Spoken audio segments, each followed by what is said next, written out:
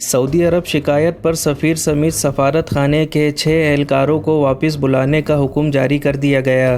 پاکستان کے دفتر خارجہ نے جمعرات کو تصدیق کی ہے کہ سعودی عرب میں مقیم پاکستانیوں کی شکایت کے بعد پاکستان کے سابق سفیر راجہ علی اعجاز کی واپسی کے بعد سفارت خانے کے 6 اہلکاروں کو بھی واپس بلانے کے احکامات جاری کیے گئے ہیں۔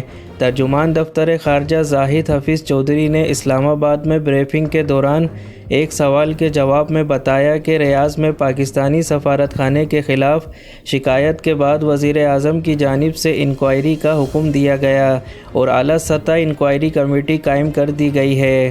انہوں نے کہا کہ حکومت پاکستان بیرون ملک مقیم پاکستانیوں کو انتہائی اہمیت کی نظر سے دیکھتی ہے اور وہ پاکستان کا بڑا اثاثہ ہیں۔ ملک کی ترقی میں ان کا کردار ناقابل تردید ہے۔ ان کا کہنا تھا کہ پاکستانیوں کے حوالے سے خدمات کی فراہمی میں کوتاہی بالکل برداشت نہیں کی جائے گی۔ وزارت خارجہ خود تمام سفارتی مشنز کی نگرانی کرتے ہیں تاکہ بیرون ملک مقیم پاکستانی کمیونٹی کو خدمات کی فراہمی یقینی بنائی جا سکے۔ اس حوالے سے موقف جاننے کے لیے اردو نیوز نے سعودی عرب میں سابق سفیر راجہ اعجاز سے رابطہ کیا تو ان کا کہنا تھا کہ وہ اس حوالے سے ہونے والی انکوائری کمیٹی کے سامنے پیش ہوں گے۔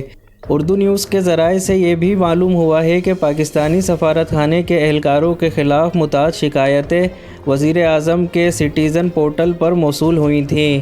چند پاکستانیوں نے یہ بھی شکایت کی تھی کہ سفارت خانے کے اہلکار خدمات کے عوض رشوت طلب کرتے ہیں۔ اس سے قبل جمعرات کو ہی اسلام آباد میں روشن ڈیجیٹل اکاؤنٹس کی تقریب سے خطاب کرتے ہوئے وزیر اعظم عمران خان نے کہا تھا کہ سعودی عرب میں پاکستان کے سفارت خانے میں موجود عملے کے خلاف شکایت آ رہی ہیں جس پر زیادہ تر عملے کو واپس بلایا جا رہا ہے۔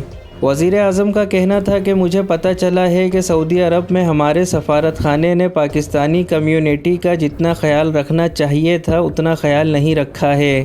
وزیر اعظم عمران خان کے مطابق اس پر انہوں نے مکمل انکوائری کروائی ہے اور سفیر کے حوالے سے انکوائری کی جا رہی ہے۔ دفتر خارجہ کے مطابق واپس بلائے جانے والے اہلکاروں کا تعلق شعبہ سفارتکاری، کمیونٹی ویلفیئر اور کونسلر سیکشن سے ہے۔ آپ کوئی سوال کرنا چاہیں تو ویڈیو میں کمنٹ کر کے ضرور بتائیں۔